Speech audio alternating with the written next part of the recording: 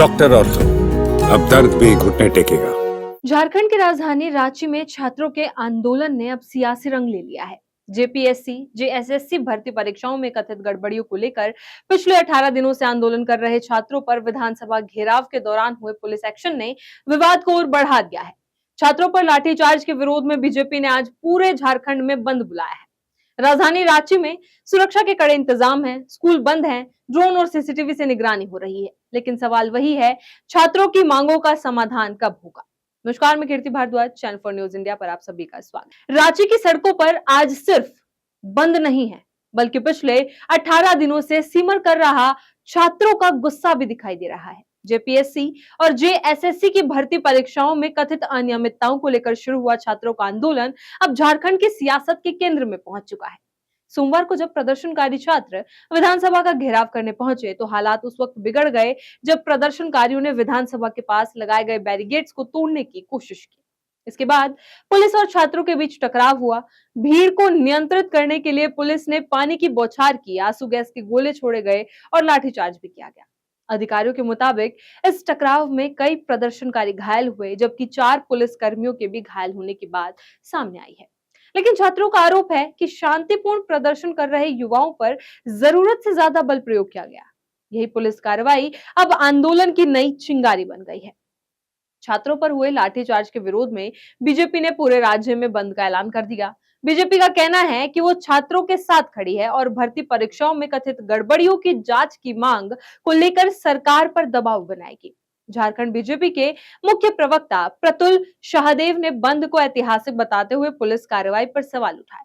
उनका कहना है कि विधानसभा के बाहर प्रदर्शन कर रहे छात्रों पर बार-बार लाठीचार्ज किया गया और सरकार को छात्रों की मांगे माननी होगी। बीजेपी ने भर्ती परीक्षाओं में कथित अनियमितताओं की जांच सीबीआई से करवाने की मांग भी दोहराई है। उन्होंने कहा कि छात्रों की मांग को मानना ही होगा, सरकार को सीबीआई जांच का आदेश देना ही होगा।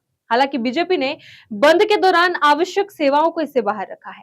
कावड़ियों और जरूरी सेवाओं को भी बंद से मुक्त रखने की बात कही गई है। राजधानी रांची में बंद को देखते हुए सुरक्षा व्यवस्था बढ़ा दी गई है। शहर के संवेदनशील इलाकों में अतिरिक्त पुलिस बल तैनात किया गया है। जगह जगह सीसीटीवी कैमरों से निगरानी की जा रही है और किसी भी अप्रिय स्थिति से निपटने के लिए ड्रोन कैमरों की मदद भी ली जा रही है। कई निजी स्कूलों ने भी बंद को देखते हुए छुट्टी घोषित कर दी है। यानी सड़कों पर बंद का असर दिखने से पहले ही प्रशासन ने सुरक्षा का घेरा मजबूत कर दिया है। लेकिन बीजेपी के इस बंद पर झारखंड सरकार का रुख बिल्कुल अलग है। मुख्यमंत्री हेमंत सोरेन ने बीजेपी पर छात्रों के आंदोलन को राजनीतिक फायदे के लिए इस्तेमाल करने का आरोप लगाया है। सोरेन का कहना है कि आंदोलन कर रहे छात्रों को राजनीतिक रूप से गुमराह करने की बजाय उनसे बातचीत होनी चाहिए। मुख्यमंत्री ने छात्रों से संवाद और विश्वास के जरिए अपनी समस्याओं का समाधान निकालने की अपील की है। यानी एक तरफ बीजेपी सड़क पर उतरकर सरकार पर दबाव बना रही है, तो दूसरी तरफ सरकार बीजेपी पर आंदोलन को राजनीतिक रंग देने का आरोप लगा रही है। इस पूरे विवाद में कांग्रेस भी पीछे नहीं है। झारखंड कांग्रेस ने बीजेपी के बंद को राजनीतिक नोटंकी बताया है। कांग्रेस का कहना है कि छात्रों के साथ हुई घटना गंभीर है और अगर पुलिस ने अनावश्यक बल प्रयोग किया है तो इसकी निष्पक्ष जांच होनी चाहिए। दोषी पुलिस कर्मियों पर कार्रवाई की मांग भी कांग्रेस ने की है। लेकिन कांग्रेस का सवाल है, क्या छात्रों के मुद्दों पर अचानक बंद बुलाना वास्तव में छात्रों के दर्द की आवाज है या फिर राजनीतिक अवसरवाद?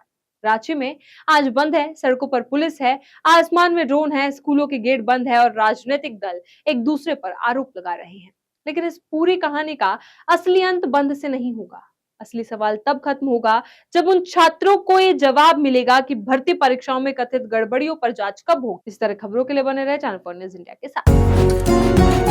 डॉक्टर ऑर्थो, अब दर्द भी घुटने टेकेगा।